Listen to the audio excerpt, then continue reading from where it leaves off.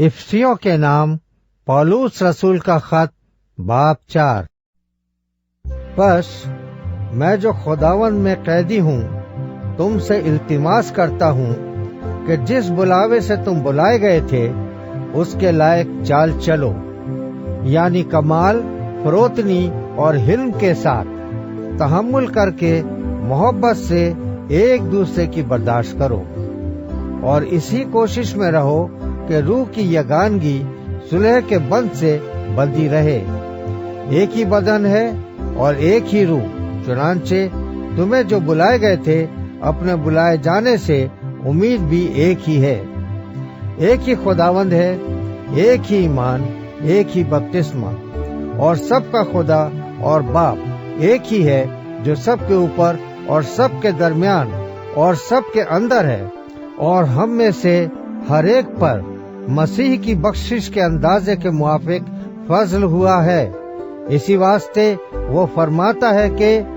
जब वो आलम बाला पर चढ़ा तो कैदियों को साथ ले गया और आदमियों को इनाम दिए। उसके चढ़ने से और क्या पाया जाता है सिवा इसके कि वो जमीन के नीचे के इलाके में उतरा भी था, और ये उतरने वाला वही है जो सब आसमानों से भी ऊपर चढ़ गया ताकि सब चीजों को मामूर करे। और उसी ने बास को रसूल और बास को नबी और बास को मुबश्शिर और बास को चरवाहा और उस्ताद बनाकर दे दिया, ताकि मुकद्दस लोग कामिल बने और खिदमत गुजारी का काम किया जाए और मसीह का बदन तरक्की पाए, जब तक हम सब के सब खुदा के बेटे के ईमान और उसकी पहचान में एक न हो जाएं और कामिल इंसान न बने, यानी मसीह के पूरे कद के अंदाजे तक न पहुंच जाएं, ताकि हम आगे को बच्चे न रहें और आदमियों की बाजीगरी और मक्कारी के सबब से उनके गुमराह करने वाले मंसूबों की तरफ हर एक तालीम के झोंके से मौजों की तरह उछलते बहते ना फिरे, बल्कि मोहब्बत के साथ सच्चाई पर कायम रहकर और उसके साथ जो सर है यानी मसीह के साथ व्यवस्था होकर हर तरह से बढ़ते जाएं, जिससे सारा बदन हर एक जोड़ की मदद से व्यवस्था होकर और गठकर उस तासीर के माफिक जो बकदरे हर हिस्सा होती है अपने आप को बढ़ाता है, ताकि मोहब्बत में अपनी तरक्की करता जाए। इसलिए मैं ये कहता हूँ और खुदावंद में जताए देता हूँ कि जिस तरह गैर कौमें अपने बेहुदा ख्यालात के मुआफिक चलती हैं, तुम आइंदा को इस तरह न चलना,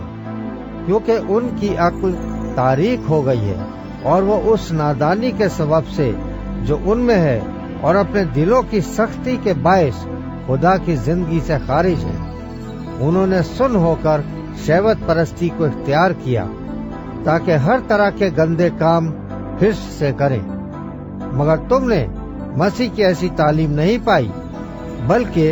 तुमने उस सच्चाई के मुताबिक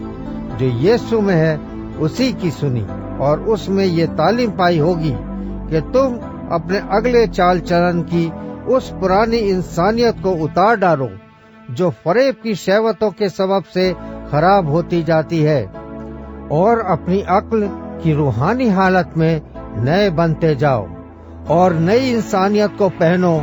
जो खुदा के मुताबिक सच्चाई की राजबाजी और पाकीज़गी में पैदा की गई है। बस झूठ बोलना छोड़कर हर एक शख्स अपने पड़ोसी से सच बोले, क्योंकि हम आपस में एक दूसरे के उज़ू हैं। गुस्सा तो करो मगर गुनाह ना करो। सूरज के डूबने तक तुम्हारी खफगी ना रहे और इब्लीस को मौका ना दो। चोरी करने वाला फिर चोरी ना करे, बल्कि अच्छा पेशा इख्तियार करके हाथों से मेहनत करे, ताकि मोहताज को देने के लिए उसके पास कुछ हो। कोई गंदी बात तुम्हारे मुंह से ना निकले, बल्कि वही जो जरूरत के मुआफिक तरक्की के लिए अच्छी हो, ताकि उससे सुनने वालों पर फजल हो। और खुदा के पाक रूह को रंजीदा ना करो, जिससे तुम पर मुखलसी के दिन के लिए मोहर हुई।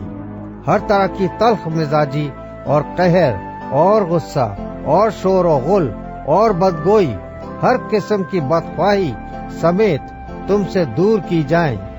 اور ایک دوسرے پر مہربان اور نرم دل ہو، اور جس طرح خدا نے مسیح میں تمہارے قصور معاف کیے ہیں، تم بھی ایک دوسرے کے قصور معاف کرو۔